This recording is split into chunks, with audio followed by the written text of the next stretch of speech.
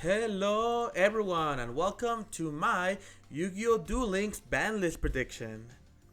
Alright, so for this one, it's going to be my very first time trying to predict what Konami is going to be doing for the game Yu-Gi-Oh! Duel Links.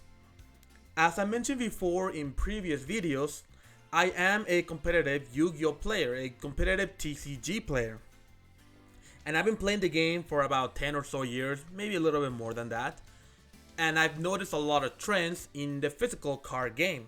However, things are not going to be nearly as easy to predict here in Duel Links because you have a lot of different things to consider on top of just skills and what the meta is what's happening in the meta, and also being a mobile game compared to like a traditional physical trading card game. But what I have noticed is that I'm going to be using my knowledge from all of the years that I have with Konami and how they decide to ban specific cards. So I do hope at the very least I am able to, entertain you guys or maybe get you thinking about certain cards that I would think Konami may or may not actually ban in the upcoming ban list, because as far as I'm concerned, there's usually always a ban list after the KC Cup. And those will obviously, address all of the top tier decks if there's any issues with them. So, for this first video of mine for the ban list predictions, I do want to start with the skills, because there are 4 particular skills that I want to talk about before we get into the cards. And the first of the skills is the Master of Destiny skill. So, the Master of Destiny skill, as far as I know and understand, it has been nerfed in the past, but it still sees a lot of competitive play. I don't think because of, obviously, the quality of the skill, but because of the quality of the cards that it supports. Because the Master of Destiny, what it does, for those of you who don't, it allows you to flip the result of your head tosses. The first 3 coin tosses be always head. So that essentially gives you guaranteed effects on a lot of cards, whether that'll be Desperado's destruction during the battle phase, Barrel Dragon, the little guy, whatever his name is, give you destruction effect. The Misjudge, the monster card, giving you negates for your opponent, or even the Cup of Ace giving you Pot of Greed. There's just so many good cards right now in the game that are coin flip based that Master of Destiny could abuse.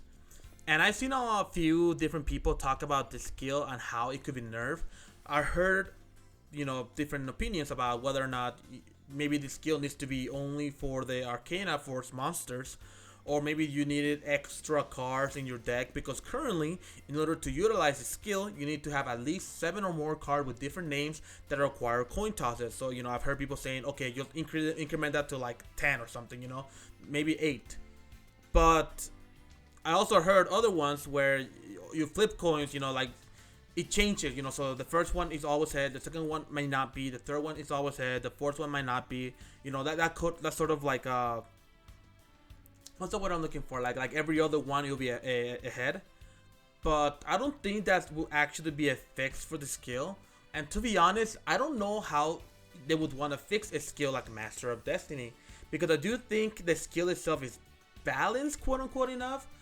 But it is the quality of the cards that I think is the problem, not really the skill itself.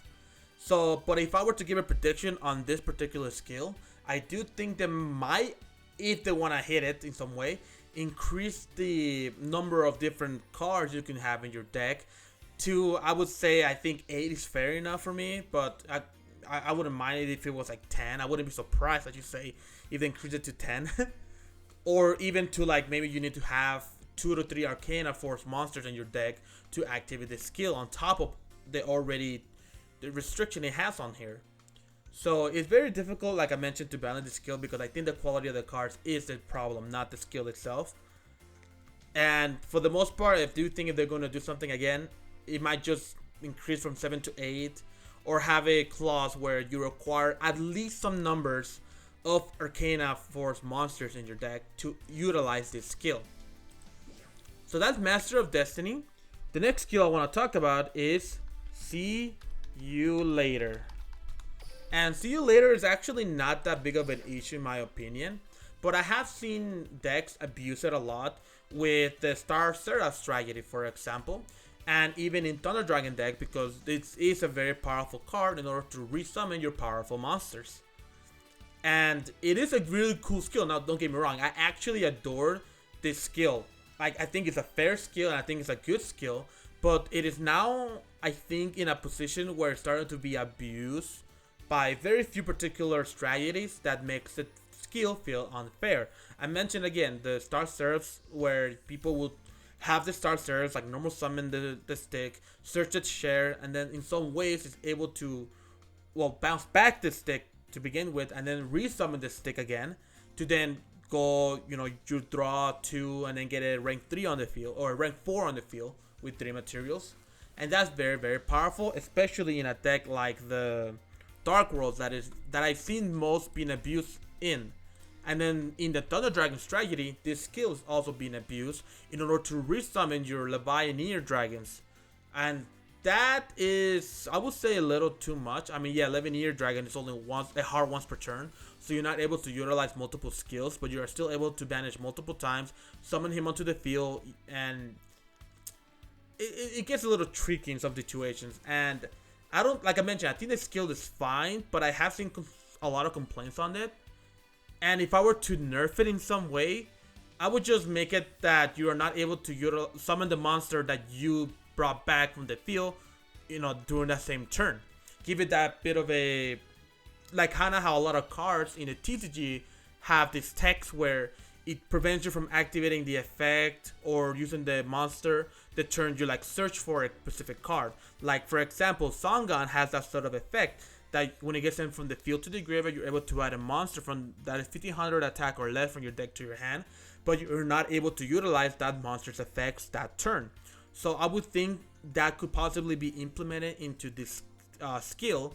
So whatever monsters you send back to the hand, you're not able to use that monster's effect once again, or something along those lines, or summon it once again. Like some sort of nerf like that. I think will be pretty good for the skill. Again, I don't think it is the worst skill, but I've seen a lot of people complain about it. But that is just another opinion on its skill. See you later. I wouldn't be surprised if Konami do nerf it though, so just let you know, I think that is something that they will potentially hit. The next skill I want to talk about is balance. So balance, I am a big fan of balance, but I do have to agree that this skill, it's too good of a skill. Let's put it that way. It gives you almost a perfect hand as long as you have the right ratios.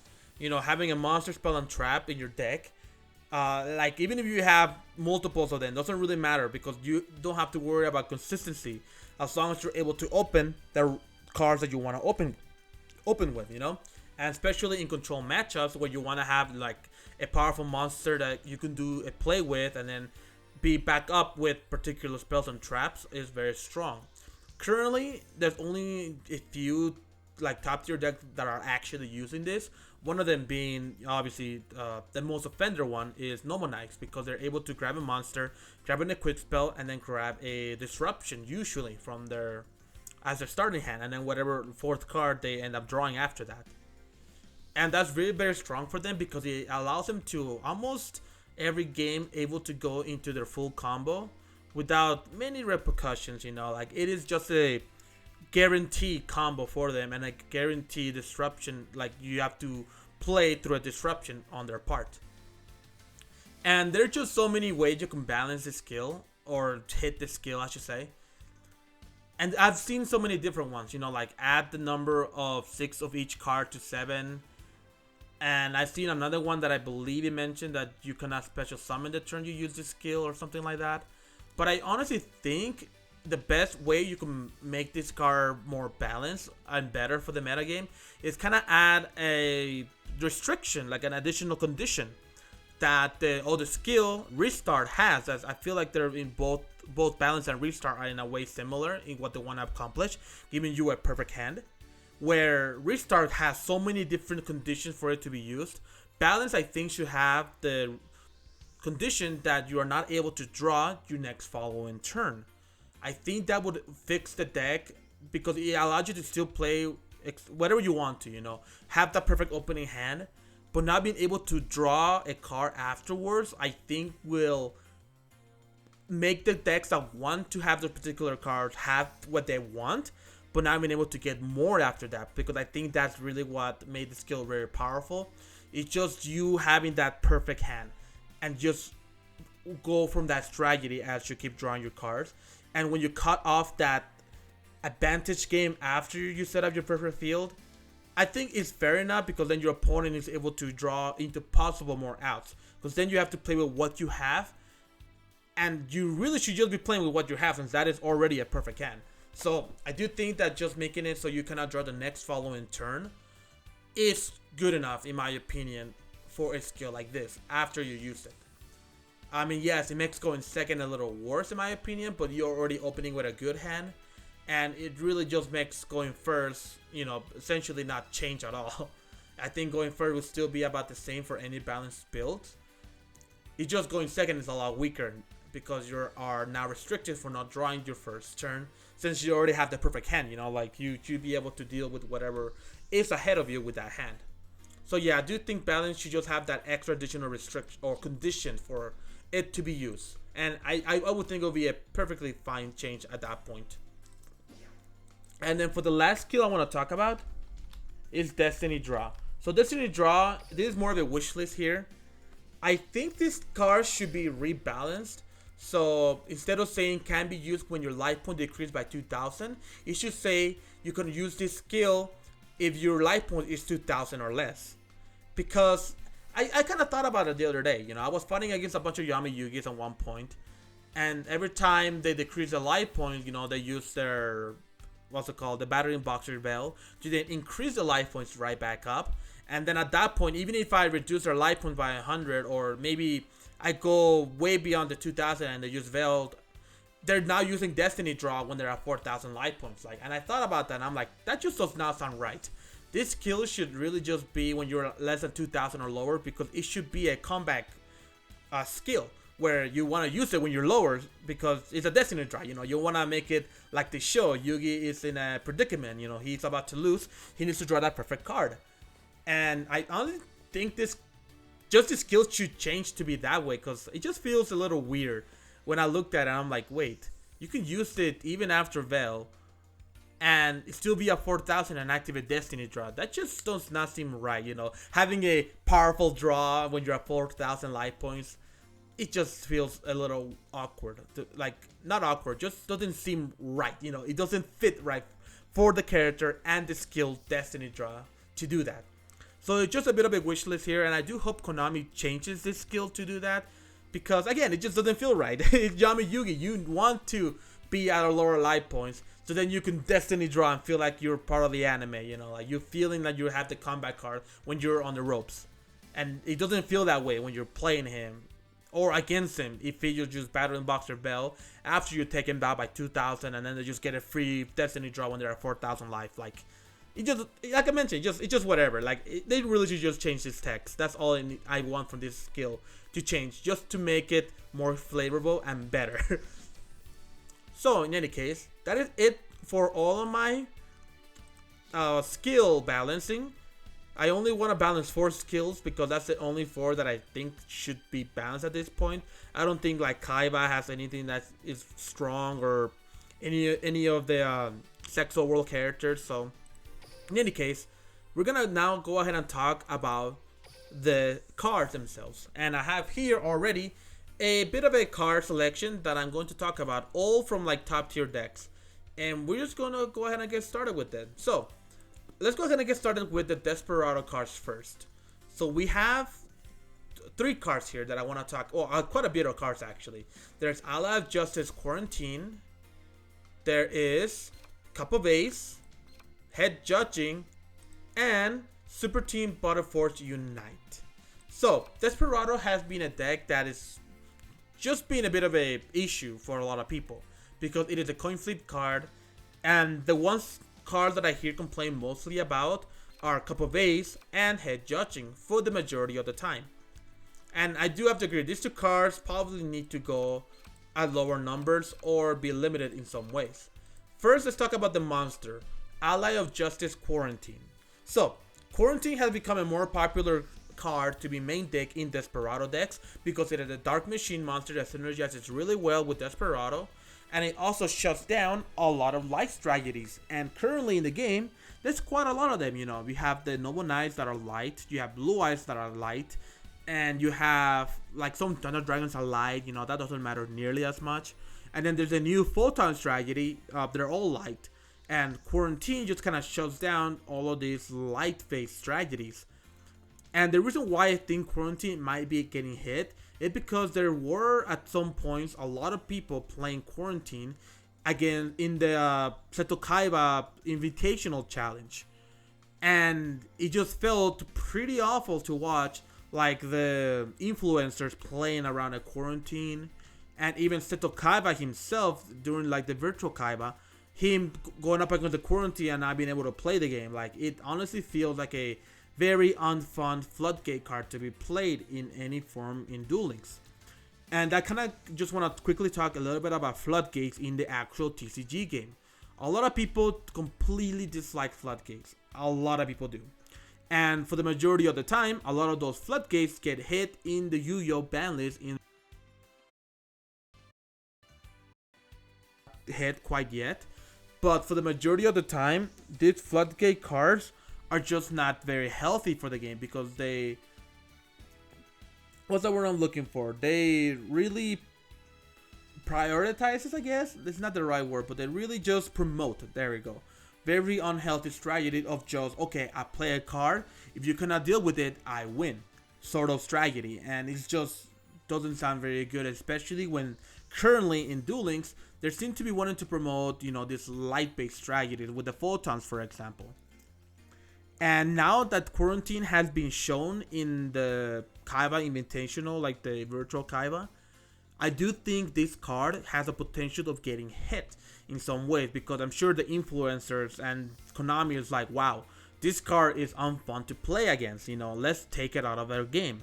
And that is a big factor when deciding how and what cards to take out. Is it fun to play against? Are people enjoying the game? Are they able to play whatever decks they want to play? You know, is there innovation in the game when there's a card like Allied Justice Quarantine in the game just shutting down all of these life strategies? Is that fair? Is that fun? Like, they need to look into this sort of thing. And you know, I saw on the stream, you know, a lot of people just looked at this card and just didn't do anything because they couldn't do anything about it. They just lost because of Quarantine. So I do think this card is gonna get hit. I am kind of on the mind that it might actually get banned, just to completely take off the potential of this card ever being played or being useful once again. But I also see it being limited to just one copy, because one copy, you can argue that it is a very doable like card to go up against. You know, like you book a moon once, you're able to play the game. You know, you're able to what's the word I'm looking for, like Fisher it or something. You can still play the game afterward. So I do see arguments of getting a ban or putting it at 1. In my personal opinion, will probably be the best fix for a card like Allied Justice Quarantine. So continuing on to the Master of Destiny Desperado strategy, let's talk about Cup of Ace and Head Judging at the same time, because both of these kind of go hand to hand in some ways. First of all, Cup of Ace. So Cup of Ace, you know, you toss the coin, you land heads, you draw 2 cards. What we do is a Pot of Greed, and Master of Destiny allows you to just draw 2 cards. That is an extremely powerful effect. Pot of Greed is banned for a reason in the TCG game, and there are even cards like Pot of Greed, for example, Pot of Desires or Pot of Extravagance, that people play in the actual TCG game because of the ability to draw 2 cards, even though those cards have downsides to them. You know, like Pot of Desires, you have to banish the top 10 cards of your deck face down. On Pot of Extravagance, you need to banish 3 to 6 cards from your extra deck face down, and then you are restricted from drawing any more cards that turn. And you have to activate it at the beginning of your main phase. Like, there's a lot of restrictions for these draw 2 cards, and usually these for you to draw 2 cards, they're always going to be like +1. Yes, there are cards like card of contents, you know, that require you to ditch a card to draw 2. We don't want to talk about those right now because those type of cards don't net you a net positive, while a card like Cup of Ace does net you a net positive of going +1 in hand advantage. In any case, Pot of Greed is very powerful. A reason why it's banned, reason why it got limited to 1 since like the beginning of the game. Just having those 2 draws essentially makes it so if, for example, you try to 1-for-1 your opponent, you are always going to be 1 card ahead of them. No matter what strategy you'll probably be playing, if you're able to counter 1-to-1, you're always going to be ahead of the game. And essentially that just makes for an unfair game state where your opponent is always going to be ahead of you by just playing a card that lets you draw 2 cards for no real, like, for some real advantage without any need of your rest of your deck. And a lot of people already seen, obviously, been complaining about a card like being able to draw 2 because I just give so many cards to your opponent, so many good cards too. And it just to me seems like if a skill like this, Master of Destiny, is able to abuse a card like Pot of Greed like this, either this card should be banned. In all honesty, like I want to say it might just put it down to 1, but I do wish this card for it to be banned just because it could also be abused in other decks. As long as Master of Destiny is a skill that they don't like rebalance nearly as much. But it could also be randomly put in random decks, and it's again becomes a coin flip card. Either you win or your opponent wins type of scenario. Where head judging is also very similar in that sense, where it's also like you either win or you lose based on the results of head judging. It just, you know, Cup of Ace is more of a guaranteed draw 2 because of Master of Destiny skill. But head judging is literally just you flipping a coin, and if you flip it right, you win. You flip it wrong, you lose. Like, it's pretty messed up. It's definitely very unfair. And so Cup of Ace, I honestly think should just be banned at this point. There's no healthy benefit of having a card like this in Duel Links or in any metagame that could abuse this card because we have a skill like Master of Destiny.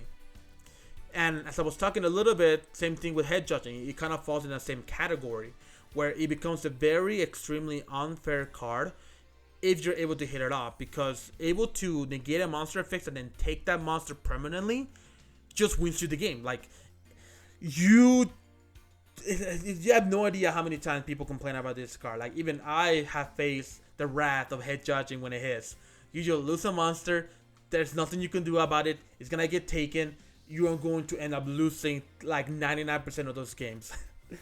And it is a card that just single-handedly decides whether you lose or win, because it just steals a monster and against their effects. You go extremely minus on this because your opponent could even activate it at any time you activate a monster effect.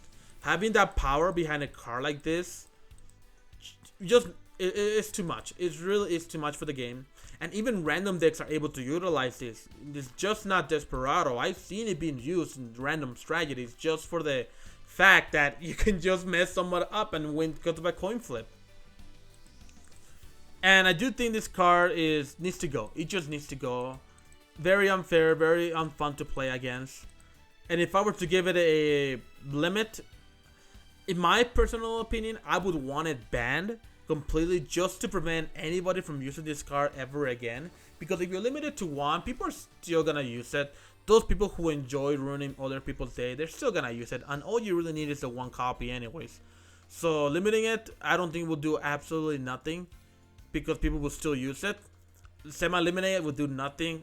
Putting it to 3 would do nothing. It really should just be a card that needs to be banned in order to promote a healthier game. Because right now, it's just stupid when they get flip on you and you're like, wow, I'm gonna lose or win right now. Like, literally, just because of this 1 card. And cards should be more skillful than just flipping with a coin and deciding the game off just the 1 card. Alright.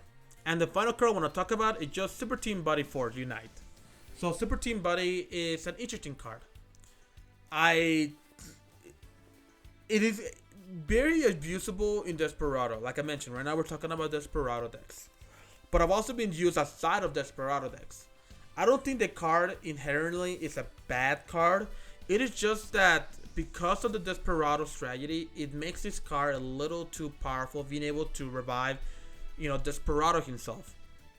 Or even a card like Quarantine back for the graveyard if it got destroyed like the previous turn or even that same turn, while you still control a Dark Machine type monster on your field.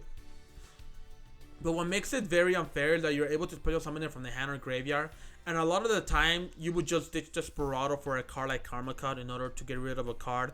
You get to search a card, you activate Unite, you get a free Desperado on the field anyways, and because it's a trap card, you're able to activate it during the battles phase, which then you're able to trigger Desperado's effect to pop like one to three monsters on the field essentially.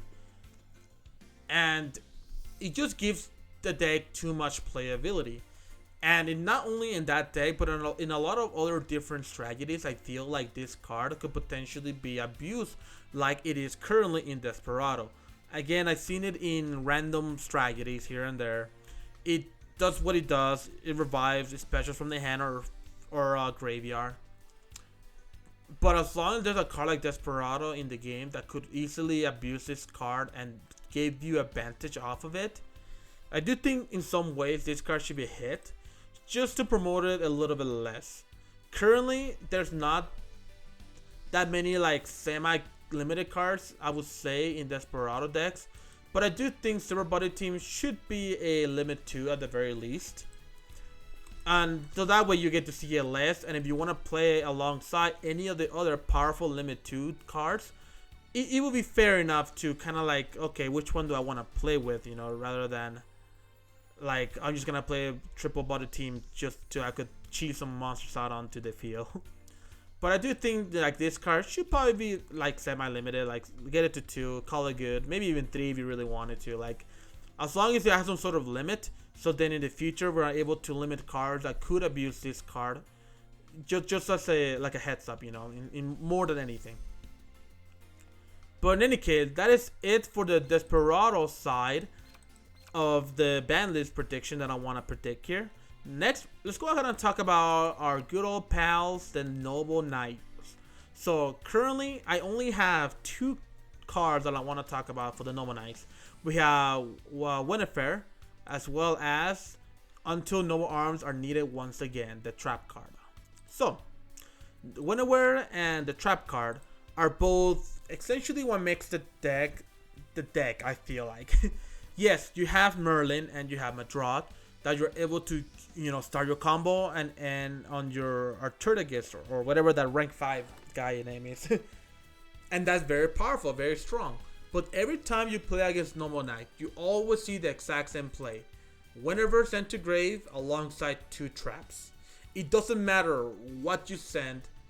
You always want to have whenever in the graveyard or hand, and you always want to have a Noble Knight armed in your graveyard and in your hand, because you want to utilize their effects to banish and special, and for Winifred you want to utilize the equipping effect. And I honestly think this combo feels a little too powerful because it gives you the card more equips to begin with, anywhere from hand or graveyard, because Winifred is able to activate from the graveyard as well. So you essentially, instead of maybe adding a what's it called, an equip spell, you just go for Winifred and guarantee one essentially. And the trap card, all what you want in the graveyard, so you can banish it and summon one of your Noble Knights, for disruption. So I do think both of these are definitely the power source of the deck. Currently, I don't think Konami wants to hit Noble Knights too hard. I think they just need like a slap in the wrist, if anything. Like, I don't want to hit Merlin, I don't want to hit Madrot, I don't want to hit any other equip spells at the moment. But if I were to hit a particular card at the moment, it would honestly be Until Noble Arms Are Needed Once Again and Winifred. And the number I would honestly want these guys to be at, because both of these I do want them to be limited in some ways. I want to have them to be like maybe limit 2 for Winifred and as well as a limit 2 the trap. That way you're still able to try to mill them both, but you also need to have an additional card along with them, like an additional equip spell. And it just feels, to my opinion, like that disruption combo you get during your opponent's turn, because of the trap card, is just a little strong, because you're able to essentially pop a free card, and then whatever other trap card you ended up drawing, is that extra disruption. And I do think just kind of like hitting that, like not the combo itself, but like what you gain after you do the combo is what Konami should go for if they're trying to balance Nomo Knights in some way. Because dealing with an Arturticus on the field is fine. I think that's totally 100% fine. Uh, or even an XC during your turn, I think that's totally fine.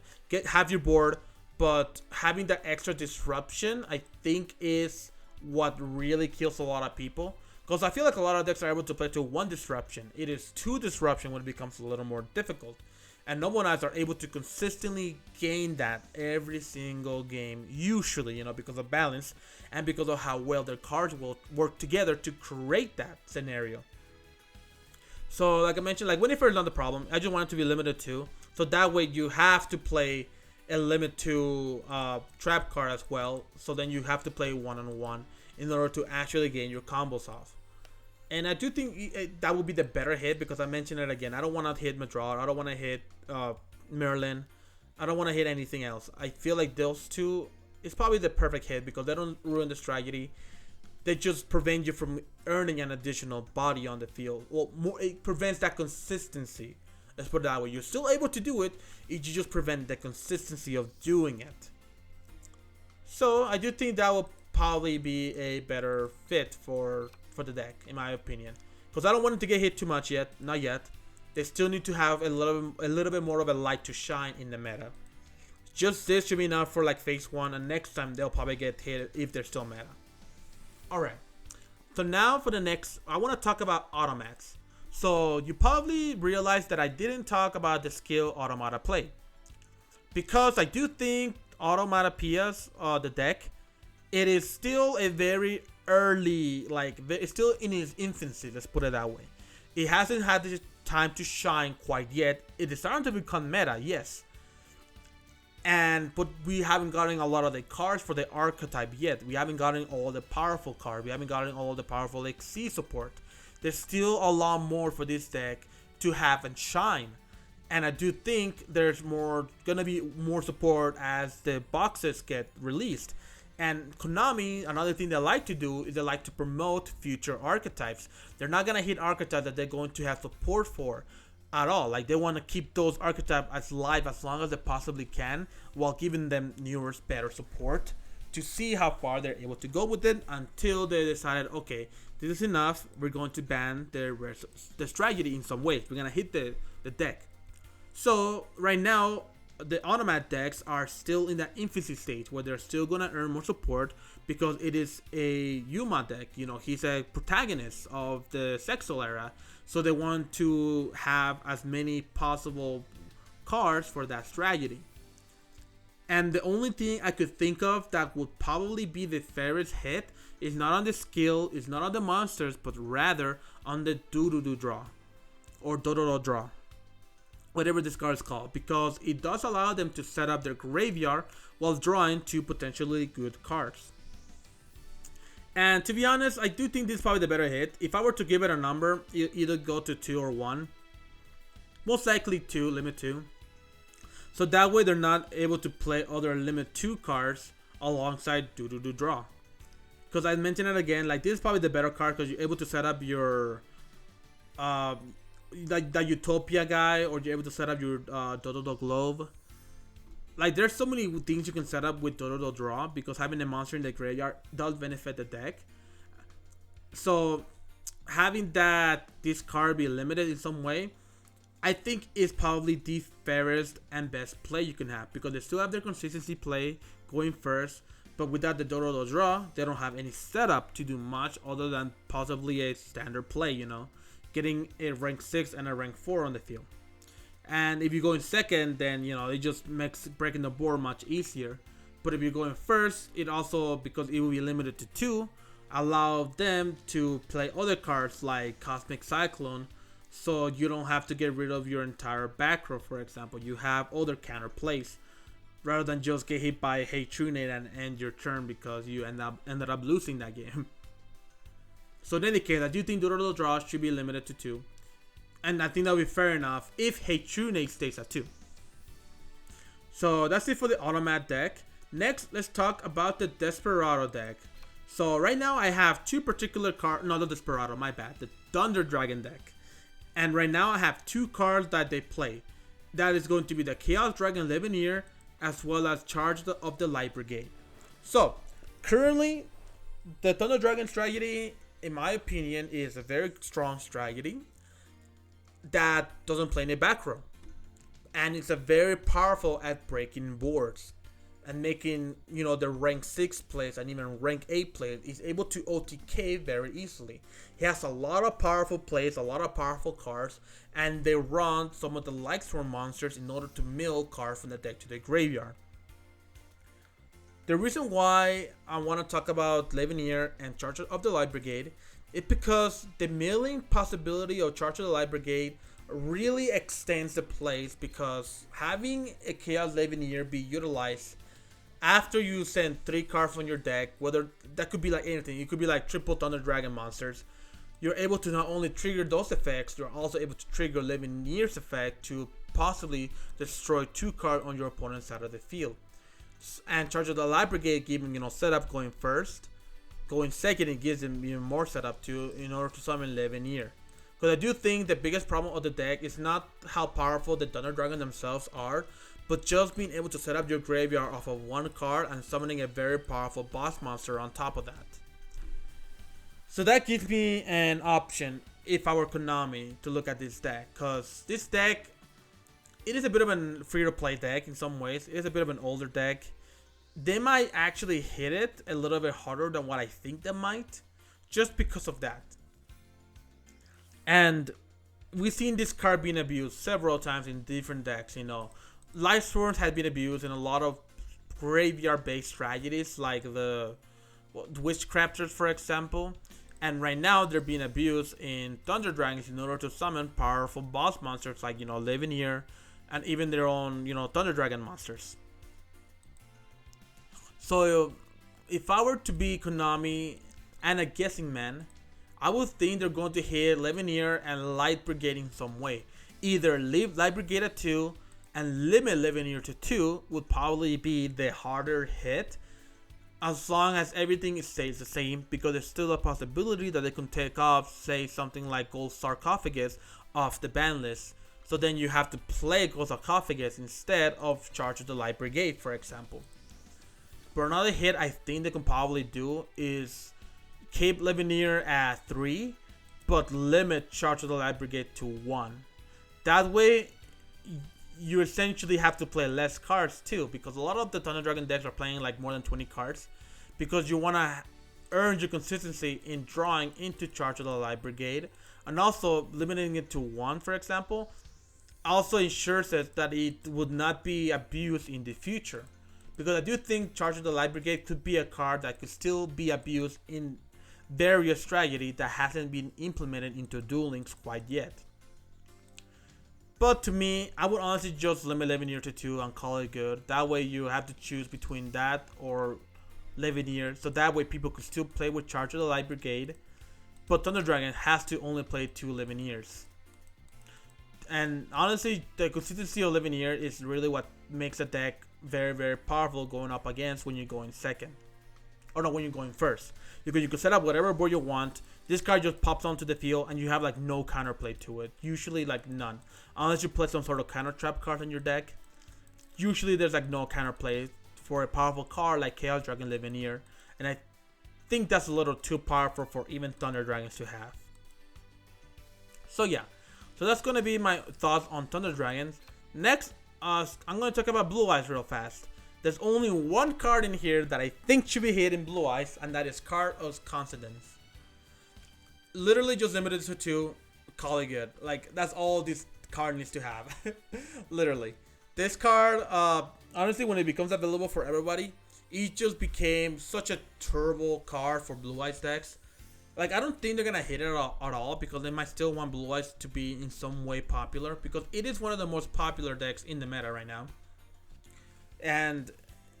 But they're too crazy when they're too consistent. Like, yes, Blue Eyes could still, Blue Eyes could still break heavily. Like, there's nothing about that. Like, it's very unfair for them to just randomly break. They might open with like 2 Blue Eyes, a White Spirit, and a card of confidence and you're like, wow, this hand sucks, you know, like it's still awful hands you can open with in Blue Eyes.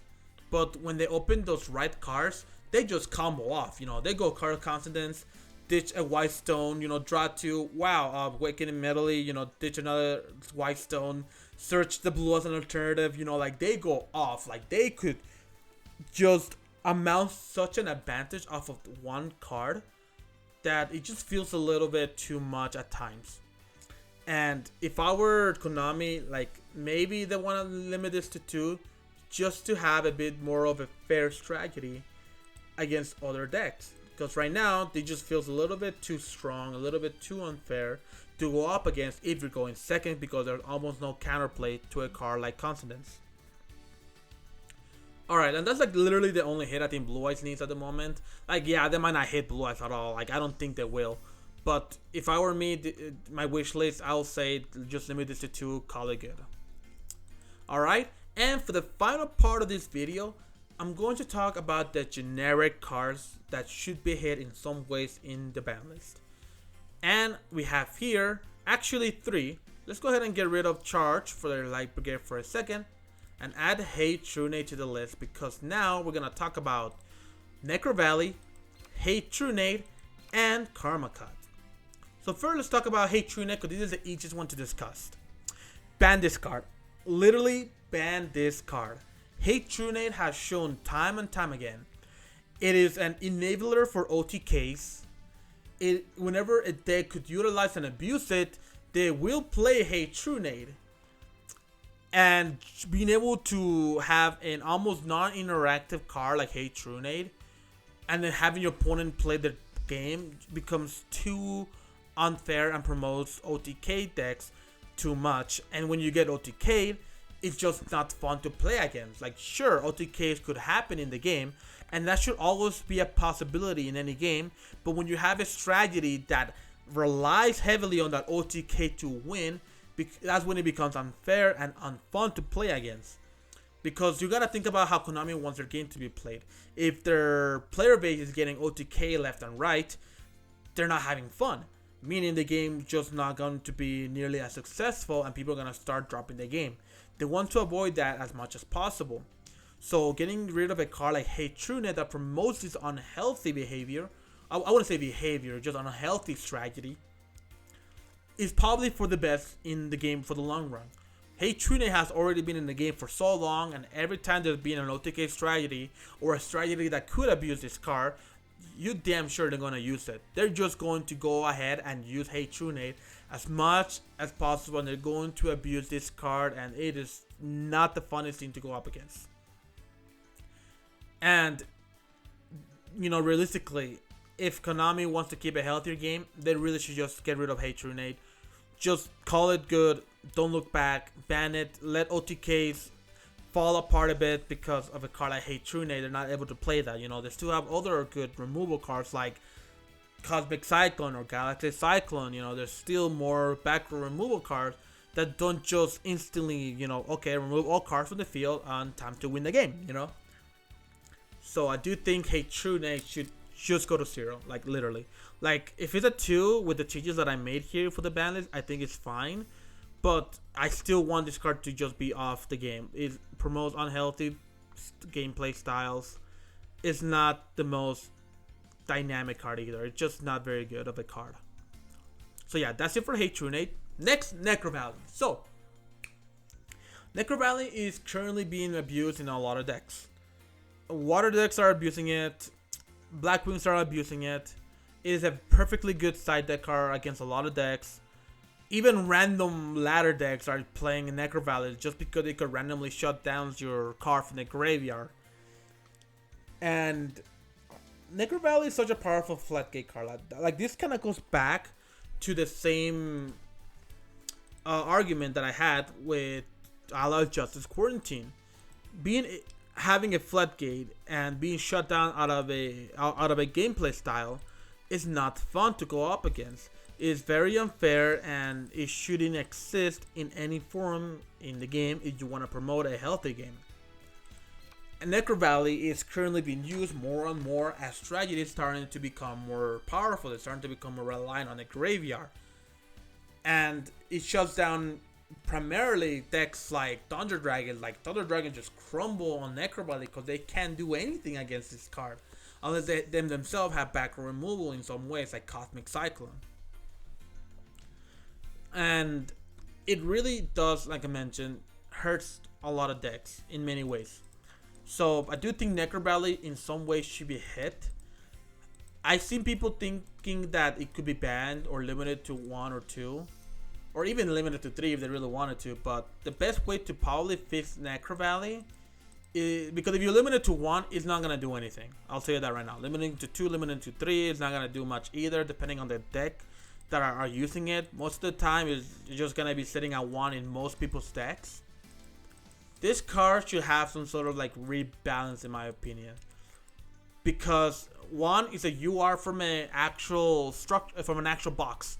So banning it outright would not be a smart thing for Konami to do, because Duel Links rely heavily on what cards you can get out of the packs for money, for income.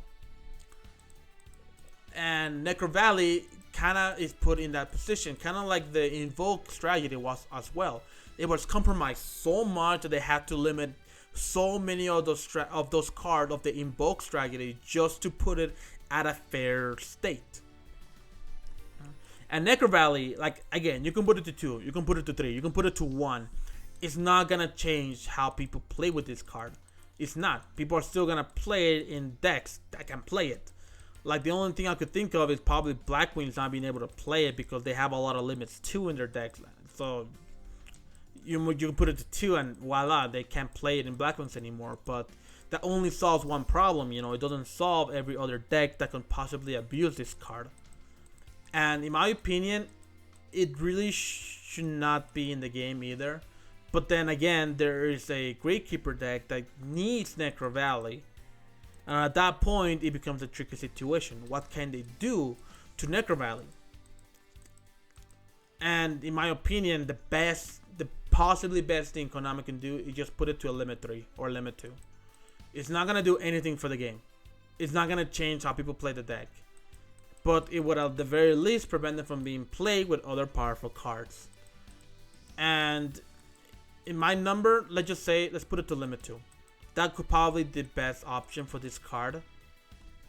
But it's not going to solve an issue. It's still going to be there. People are still going to use it. Strategies are still going to abuse it. But there is a very hard thing to balance around, because again, it is a UR card from a main box set. And Konami does not like hitting those ones because they want the money from those boxes. They want people to feel that they're gaining value off of those cards that they purchased. And they want to keep earning that, you know, the money they earn from people spending on cards like Necrovalley. So Necrovalley, sad to say, it is a very degenerate card that hits a lot of decks. It's very unlikely it's ever gonna get hit in the ban list unless they made like an additional, like a Duel Links only card that's just like Necrovalley but for only Gravekeeper, you know? Like you can only use it if you have a Gravekeeper, for example. Like, unless they do something like that, or even make a skill that has Necrovalley in it, this card should realistically never probably gonna get hit. And that's the sad reality of it. But I do wish it to at least get limit 2 in some ways, so that way you're not able to use it with all the rest of the limit 2 cards. So that's it for Necrovalley, and now let's talk about Karma Cut. Karma Cut. Oh boy.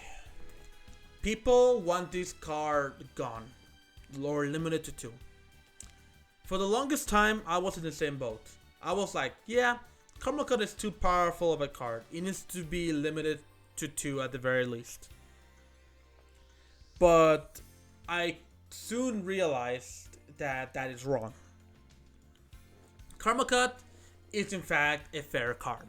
It's in fact a good card, and it's in fact a necessity in the metagame. Karma Cut is a card that, just like Regeki Break, for example, it discard a card, get rid of a problem card on the field.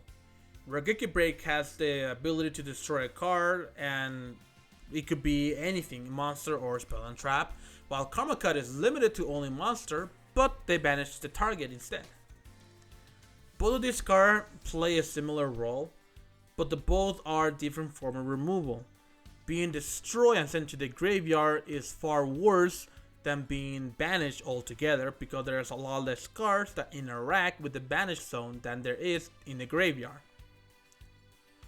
And when I look back at the reasoning why I wanted Karma Cut gone, was mostly because I was playing bad decks. Like, to be perfectly honest, I was trying to make a combo deck, or I was playing a strategy with like awful cards in it, or like outdated strategies, and then once I get Karma Cut, my strategy ends and I'm all up and mad about it. Like, wow, I just got Karma Cut. That's very unfair.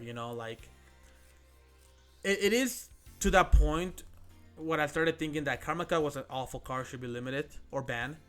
But once you start seeing like the top tier meta decks, once you start kind of like analyzing your own gameplay, and once you start playing, potentially better strategies or cards to counter Karma Cut, you start to slowly realize, wait, Karma Cut is actually a healthy card for the metagame, because there's a lot of strong, powerful monsters that you want to get rid of without destroying them. Desperado, perfect example. He gets summoned whenever a dark machine gets destroyed. Just Karma Cut it out of the way, you don't have to worry about him being summoned. Dominize, you have those spells, the quick spell, forgot the name of it, that prevents it from being destroyed. Alright, banish it, get out of here, Arturgus. You don't get your graveyard effect anymore either. So that way I'm able to play around these powerful effects that are in the meta currently at the moment. Even Blue Eyes, like, there's an alternative dragon. Okay, banish that alternative dragon. You don't have that for the rest of the game anymore, because you're not able to recycle it with Whitestone anymore. Like, there's so many different cards that benefit from being in the graveyard, or don't care if they're in the graveyard. So having an alternative to just being destroyed, I think, is a necessity. It promotes a healthy back and forth interaction with your opponent. If you lose to a Karma Cut, I think you need to sit down and think, why did I lose to the Karma Cut? Was I playing the right cards in the deck? Was I playing around the back row? Am I playing an awful deck that loses to a single disruption? Like, those are things to think about when, thinking about a card that, say, ended up losing you the game for. And thinking about whether or not this card deserves the hit, or it deserves to be left in the game untouched. In my opinion, this card should just be left untouched. Like, Karma Cut is such an important card for the metagame that it should not be hit whatsoever. Being able to banish powerful top tier strategies or monsters, their strategy, like, yeah, it breaks them down. You are able to play the game as a rogue player. I think that's very, very strong. Or even against, if you're playing meta, having the Karma Cut, on ready to go against another meta deck, they're probably playing Karma Cut too, so it's a fair game at that point. It's just whoever is smarter with their plays and usually ends up winning the game. Or if they open the God Hand, like, there's a lot of different values, that could happen in a game of Yu-Gi-Oh. But regardless, Karma Cut is a balanced card, should stay in the game, and that's going to be my opinion on it. Alright, so in any case, that is it for my ban list prediction. I ended up talking way more than I wanted to, but that's just kind of who I am. I love to talk, I love to discuss, and I hope that my message was, you guys were able to get, I'm able to get across to you guys. But in any case, I do hope you guys enjoy my discussion. I do hope you enjoyed listening to me rant about different cards, skills, and whatnot. And I do hope you guys stick around for more videos in the future, because while I was very busy last week, this time around I have more free time this week, so I'm hoping to be making more videos for you guys very soon. In any case, we'll see you next time. Adios, amigos.